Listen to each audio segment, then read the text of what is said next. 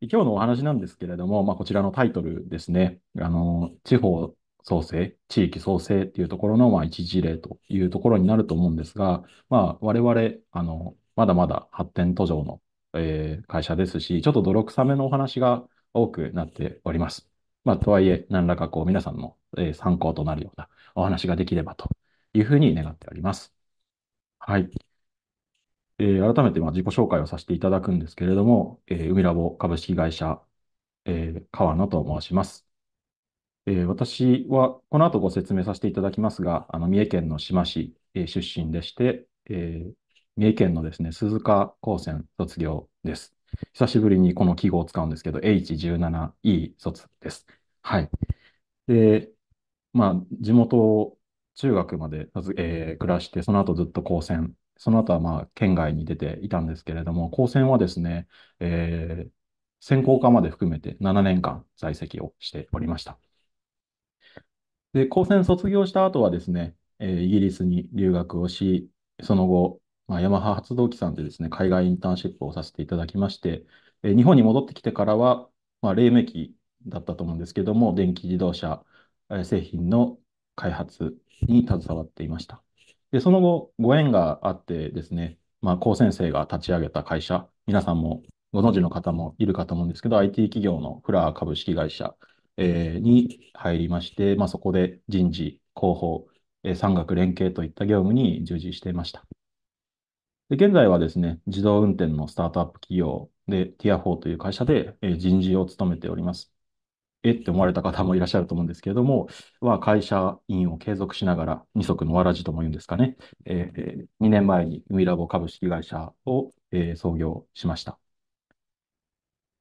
で、家業であった真珠養殖場の再生というところで、立ち上げをしておりますので、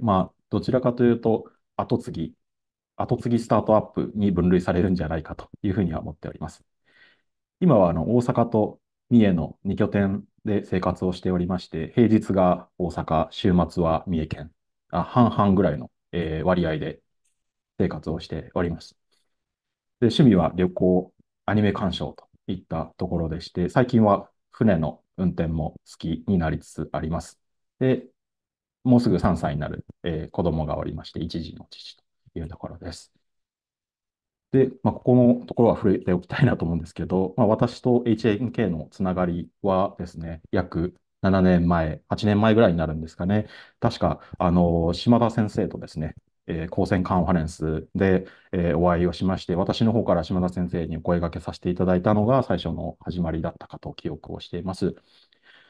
その後、前職のフラーのオフィスに島田先生が遊びに来てくださったりですとか、私が HNK のイベントを参加させていただいて、素敵な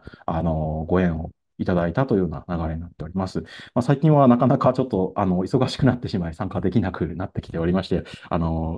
のようなちょっと機会をですね、今日いただけたこと、本当に嬉しく思っております。島田先生、そしてお声掛けていただいた高柳さん、運営の皆さんには本当に感謝申し上げます。ありがとうございます。で、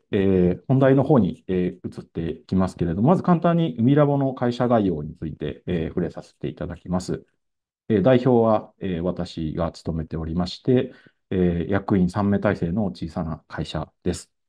一緒にやっているのは、父親と、それから、鈴鹿高専時代からの、友人である八谷、海君と一緒に経営をしております。また右下の写真にもあるんですけれども、ボランティア、それからプロボノといった形であって、たくさんの方々に、関わっていただいております。まだ法人化からは2年なんですけれども、この海ラボというプロジェクト開始からは約3年が過ぎようとしております。事業は2つですね。宿泊事業、それから人材事業の2つです。こちらの詳細はこの後お話しさせていただきます。で、三重県志摩市って、あんまりご存知の方も、全員がご存知というわけではないかなと思うので、ちょっとお話をさせていただきますと、これがざっくりとした地図だとすると、この辺りですね、三重県の南西の端っこあたり、名古屋駅ですね、名古屋駅から近鉄特急で2時間ぐらいの場所にあります。で、最寄りは宇方駅ってところなんですけれども、その宇方駅から、車で7分ぐらいのここら辺にありまして、で、船で、5分ぐらい渡ったところに、海ラボがあります。で、周りは、皆さんもしかしたら伊勢志摩のイメージですと、ホテル、旅館、別荘、企業の保養所みたいなところが、ずらずらと並んでいる、リゾート地になっています。で、これが横山展望台というところなんですけれども、その眺めになっておりまして、お写真見ていただくと、すごくこう入り組んだ形になっていると思うんですが、皆さん、社会の教科書で、もしかしたら聞いたことあるんじゃないかと思うんですけど、リアス式海岸と習っている方が多いんじゃないかなと思いますが、私もそうなんですけど、今は教科書だと、リアス式と呼ばないそうでして、リアス海岸というふうに習うそうです。はい。この辺りに、海ラボがありますというところです。で、次に、志摩市、それから英虞湾の特徴のを触れたいなと思うんですけれども、過去100年以上にわたって、真珠養殖が、盛んです。で、ポイントとしては、この地形、それから自然、海水温といった要素が、真珠養殖に適しているというふうに言われておりまして、真珠にもこういろんな種類があるんですけれども、日本ではこの、右下のアコヤ真珠というものが、有名でして、かつてはですね、世界市場のほとんどのシェアを占めておりまして、大体長崎か愛媛か三重かのどれなんですけれども、三重はですね、ベビーパールと呼ばれるちょっと小さめの真珠が、得意としていたという感じです。で、世界で初めて養殖真珠を成功させた場所でもあります。あまり皆さん知らない情報かなと思うんですけど、自動車産業がずっと、日本の輸出業で1位だったと思うんですけど、自動車産業が台頭する前はですね、この真珠というのが日本の輸出量1位の産業でしたと、そういった場所になります。で、また伊勢高地で、近くにはですね、高級リゾート、があります。エリザベス女王が泊まっているような、観光ホテルですとか、あとは、富裕層向けの超高級リゾートみたいなところがたくさんあります。で、伊勢神宮にはですね、年間、多い時で800万人ぐらい方が、訪問されるというところと、あとは、G8 などを始めて、国際的なサミットの地としても、有名というところです。はい。で、ここから、ちょっと地域の課題、私がなぜこんなことやってるのかというところに入っていきたいなと思うんですけれども、地域あるあるの、課題だとは思うんですけども、漏れなくしましも回答をしておりますと。幸か不幸か消滅可能性都市というところにも入っておりまして、平成の大合併で、5町が合併してから、その時はですね、6万2千人いた人口がですね、みるみるうちに減っていき、現在4万、6千人を切っているような状況でして、以降もですね、年間1000人ずつほど減少していくようなシミュレーションになっております。原因はよくある話ですけれども、生まれてくる数よりも死亡の数が多くて、志摩市に入ってくる方よりも出ていく方の方が多いというところなんですけれども、よくあるお話かなというふうに思うので、あれなんですが、雇用の選択肢が不足しているですとか、教育機会の選択肢が不足しているとか、そういったところが数多く挙げられていると。で、人口減少に伴ってですね、真珠養殖業者の数も、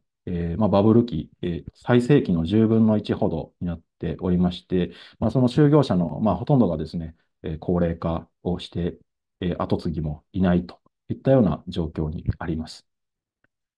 で、私の、家業も真珠養殖業だったんですけれども、こちらのお写真が、今から約3年前ですかね、廃業した実家の真珠養殖場の跡地でした。祖父の代、なんで80年ぐらい前からやっていたんですけれども、祖父と父と続いていたところ、10年前に廃業をしまして、その後ずっと放置していたというような状況です。で、3年前、当時コロナ禍でしたけれども、父から一本の電話を受けまして、この養殖場の建物、写真の左側ですかね、護岸、建物を守るこの岸壁が崩れて、で、建物が海に流れ出してしまうというところで、まあ、地域からここを片付けてくれというふうに言われましたと。で、片付けてくれと言われても、まあ、当時、父親は60歳、まあ、超えていましたし、まあ、業者にこれを頼もうとすると、数千万単位のお金がかかりますということで、私も、まあ、その当事者でありましたので、まあ、ここがトリガーになっているというところです。で、まあ、これ私の赤ちゃん、幼少期ですけれども、赤ちゃんの頃から、まあ、ここで家族、ともども、祖父母も母もここで働いてたので、ちっちゃい頃からここで育ててもらいましたし、まあ、感謝の気持ちと、地域への恩返しと、まあ、このまま、負の遺産にしてしまうのは非常にもったいないと思ったのが、当時の心境でした。で、何かこなんかこう、自分にでう、きる自ことは分にできることはないかというのないかをっていうのを考えてい考えてまして、いまして、なんかなんか音が反響し音が反てきてる響してきて、かもしれないです。今大丈夫そうですか？あ、ごめんなさい。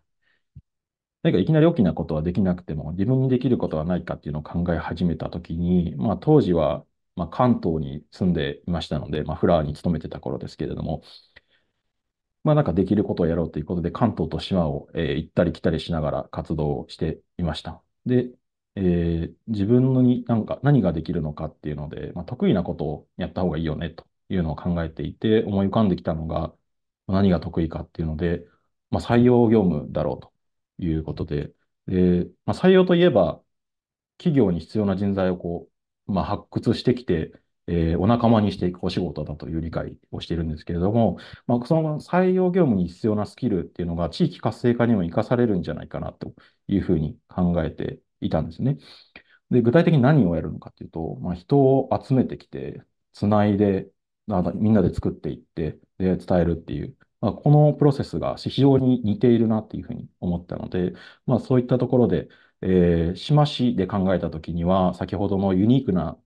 地形と、まあ、条件が、ある市なので、まあ、この英虞湾の真珠養殖場をテーマにビジョンを立てました。で、目指したのは、多様な人の知恵を掛け合わせる場作りと、ことづくりということで、まあ、こちらの1枚の青写真を、3年前に描いたという形です。で、まあ、実際に3ステップですね。真珠養殖場跡地へ、まあ、様々な人を集めてくると。で、地域の課題や資源と人材をつなぐ。地域に新しい産業と雇用を作ると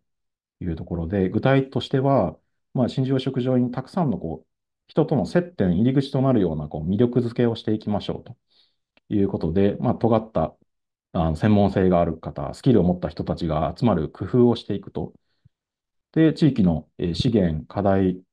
と集まった人たちをつないでいく。まあ、ここに書いてあるのが例ですけれども、まあ、エンジニアと養殖産業をつないだり、デザイナーと観光業をつないだりといったようなところです。で、まあ、真珠養殖業が、まあ、そうだったように、まあ、この場所からまた日本初で100年続く産業を作っていきたいと。国際的なサミットの地でもありますし、やはりアゴワンっていう、まあ他にはない場所がありますので、まあ、そういったところも加味して、海に関するテック企業が集結して世界に発信できる場所にしていきたいと、中長期的には考えております。で、今の話を時系列に落としていくと、まあ、最初は人を集めていくっていうようなフェーズが来て、まあ、まあ、オーバーラップする部分はあるんですけれども、集めて、つないで、作って、世界へ伝えて、で、最終的にはその後世に真珠産業を残していくっていうところで、まあまあ、伊勢志摩の技術、スタートアップの土壌ができたら、いきなりは変えられないんですけど、その真珠養殖業とテクノロジーっていうところを掛け算して、なんとかまあ、次の世代に残していくっていうふうに、まあ、つないでいくというのが目標として掲げているところです。実際にどうやっているのかっていう話をさせていただきますが、まあ、ミラバのこれまでの、部分とこれからの部分をプロットしていくと、まあ、こういった形でして、まあ、最初はかなりマイナスからのスタートだったんですけれども、まあ、この片付けの部分からですね、皆さんに協力していただこうということで、呼びかけをしていきましたと。で、先ほどのこの画像があると思うんですけれども、まあ、ここから私の背景に映っているこの場所までの道のりですね。相当ハードだったんですけれども、もともと新事業職に使っていた廃材、器具とですね、2トントラック50台分ぐらいの不用品、リサイクル材の片付けからスタートでした。で、プロジェクトを開始したタイミングはですね、絶賛コロナ禍でしたので、まあ、その中でもですね、ノートや SNS で、まあ、私の発信に対して全国から様々な方がですね、協力してくださったというような状況です。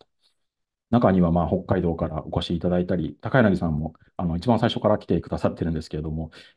渋谷からやってきましたみたいな、そういう方もいたりですね、愛知、大阪、延べ、200人近い方にご参加いただきまして、一緒に汗を流しながら、参加してくださっていたというような状況です。もうまさにゼロからのスタートを一緒にやらせていただいたというようなところですね。で、その様子を動画にまとめておりまして、こちらご覧いただければと思います。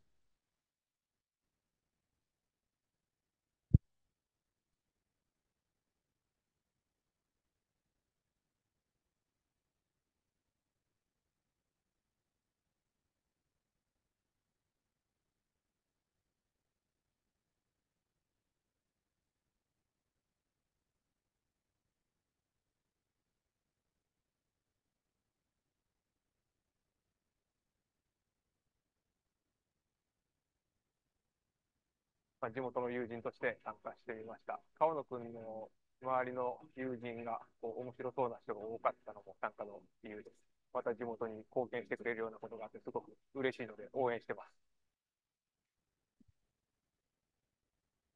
一家が農家にして、後を継がなきゃいけないんですね。前の世代を引き継いで、また未来を作っていくっていう役割が、今まさに来てると思っています。とても楽しい時間を過ごせましたし、またこれからが楽しみです。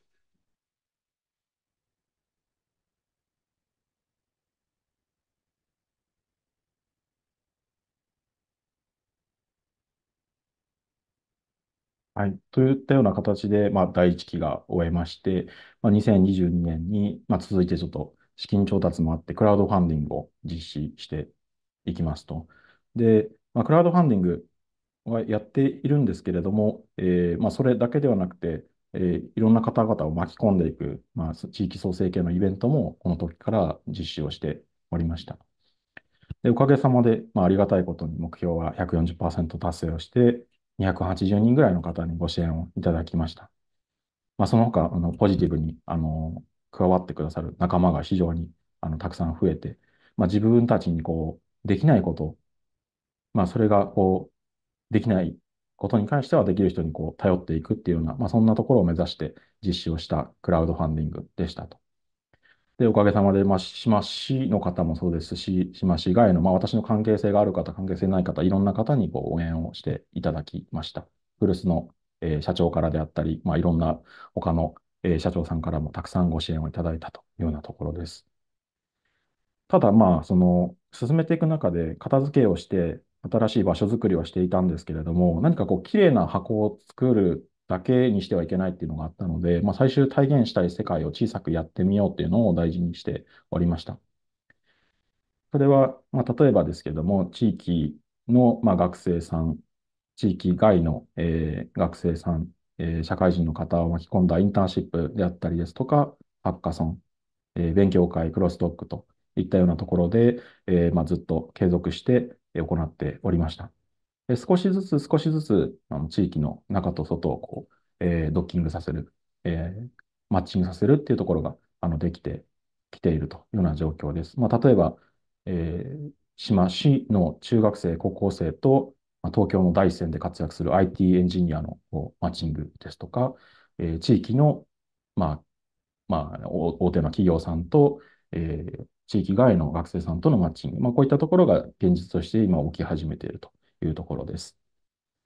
で、少しずつ少しずつ輪が広がり始めて、一人でできないことも皆さんで知恵を持ち寄って、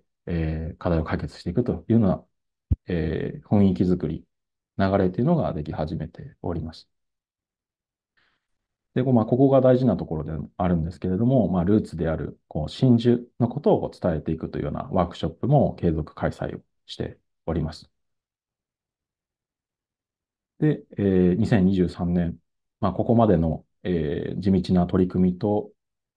将来計画、事業計画等をですね、評価していただきまして、地元の銀行の33銀行さんと日本政策金融公庫さんから、協調融資をしていただきまして、1棟目の着工を始めしました。で、ありがたいことに、日経新聞さんに取り上げていただいたりですとか、ビジネスコンテストで賞をいただいたりと、皆さんに気づいてもらえるようになってきておりまして、ここに今日、いらっしゃる山田みかんさんが、まだ中京テレビの記者時代にですね、初めてテレビ局からも取材をしていただいたりと、ようやくここで気づき始めていただいたような、そんなタイミングですと。で、ここから着工していくっていうところなんですけれども、非常にユニークな東京、大阪、地元三重の混合建築施工チームという形でスタートしまして、なかなか珍しいと思うんですけれども、はい、本当に、たくさんの方に助けていただきながら、海ラボっていうのはできてきております。で、当然ながら、誰もやったことないところなので、辛いことや理不尽なこともあって、もうここまでだ、ダメだって思ったことも実際は何度も、ありました。で、そんな中でもですね、非常に助けられたのが、まあ、きついのはもう重々承知の上で、覚悟の上で始めていたので、楽しみながらやるんだというのを一番大事にしていまして、こんな地方創生なんて絶対に楽なわけがない。これだけはいつも忘れずに取り組んでおりましたし、周りの仲間に非常に助けられておりましたので、一人では絶対に、ここまでできなかったですし、これからも、皆さんと、たくさんの方と一緒に進めていきたいというふうに思っております。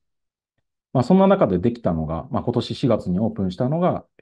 海ラボ、1棟目でございますと。キューピー3分クッキングみたいな形で、あれからこれになってるんですけれども、はい。コンセプトとしましては、リトリートと、働く、くつろぐ、遊ぶ、学ぶといった機能を、複合させた、施設になっておりますと。で、ちょっとここの体現した動画があるので、流したいと思います。1分ほどになります。ガーデン・オブ・ゴッツ。船でしか行けない。使われなくなった真珠養殖場に新しい命を吹き込んだ複合リトリート。海ラボ。くつろぐ。遊ぶ。学ぶ。働く。オンとオフを手に五感を刺激し、本能を揺さぶる時間。ここにしかない非日常の景色と体験がある。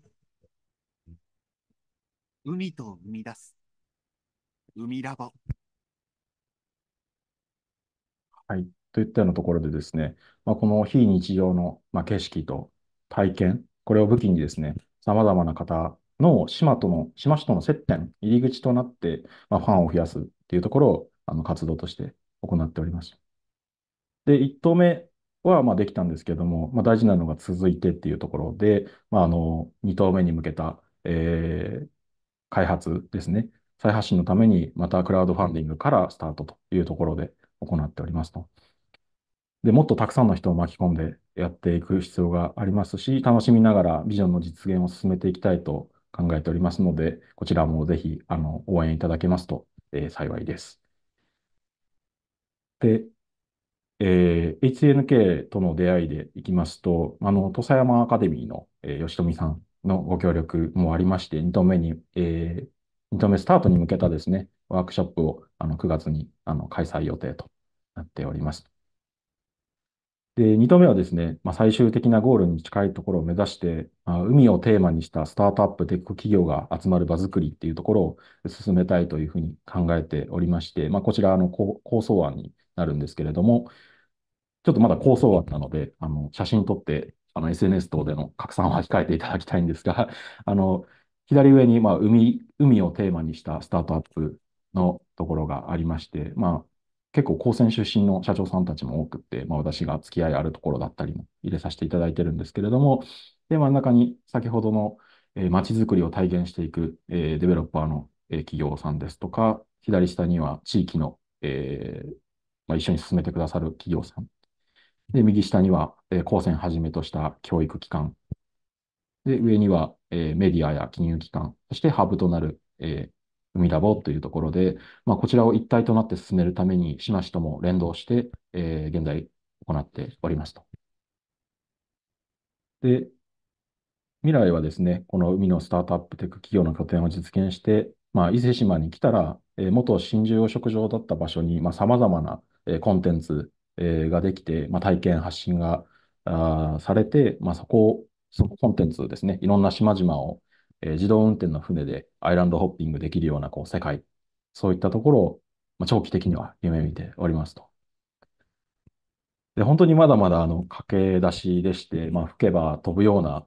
経営体制ではあるんですけれども、ぜひですね、クラウドファンディングまだまだやっておりますので、応援いただきたいのと、海ラボ自体の応援もぜひいただきたいというふうに思っております。で、本日、このような場をいただけたこと、そして取り組めるというところに、私と高専の関係、高専に非常に大きく感謝をしております。で、今も、誘われればどこへでも行くつもりで行っていますが、高専への恩返し、ご連携も進めたいというふうに、心から思っておりますし、何かあれば声かけていただきたいというふうに思ってます。はい。で、いつかここにいる皆さんも現地、ちょっと遠いんですけれど、ミラボに遊びに来ていただきたいというふうに思っております。時間も、そろそろになってきたので、この辺で終わりたいというふうに思いますけれども、ご清聴ありがとうございました。